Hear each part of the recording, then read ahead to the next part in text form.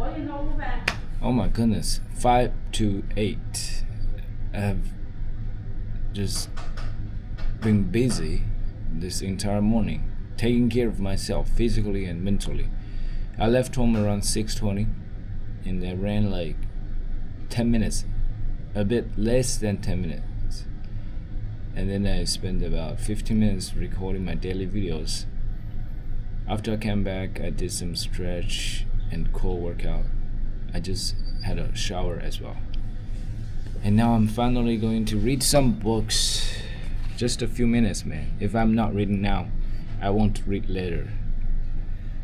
That's my experience. If I don't read at all, days went by without learning from reading at all. And I think that's a big regret in the future. One of the most important functions of your unconscious is the processing of data delivered by your eyes. That's because whether hunting or gathering, an animal that sees better eats better and avoids danger more effectively, and hence lives longer. As a result, evolution has arranged it so that about a third of your brain is devoted to processing vision, to interpreting color, detecting edges and motion, perceiving depth and distance, deciding the identity of objects, recognizing faces, and many other tasks. Think of it.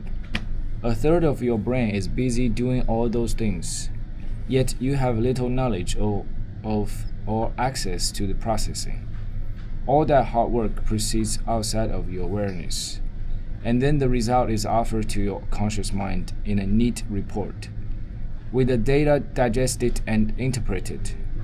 As a result, you never have to bother figuring out what it means if these rods or those cones in your retinas absorb this or that number of photons, or to translate optic nerve data into a spatial distribution of light intensities and frequencies, and then into shapes, spatial positions, and meaning.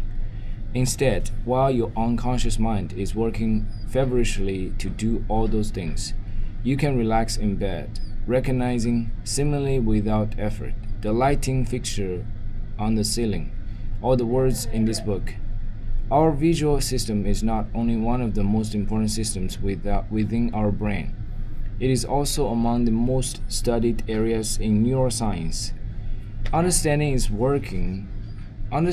workings can shed a lot of light on the way the two tiers of the human mind function together and apart. One of the most fascinating of the studies that neuroscientists have done on the visual system involved a 52-year-old African man referred to in the literature as TN, a tall, strong-looking man, a doctor who, as fate would have it, was destined to become renowned as a patient. TN took the first step on his path to pain and fame on one day in 2004 when, while living in Switzerland, he had a stroke that knocked out the left side of a part of his brain called the visual cortex. The main part of the human brain is divided into two cerebral hemispheres, which are almost mirror images of each other. Each hemisphere is divided into 4 lobes, a division originally motivated by the bones of the skull that overlie them. The lobes, in turn, are covered by a convoluted outer layer about the thickness of a formal dinner napkin.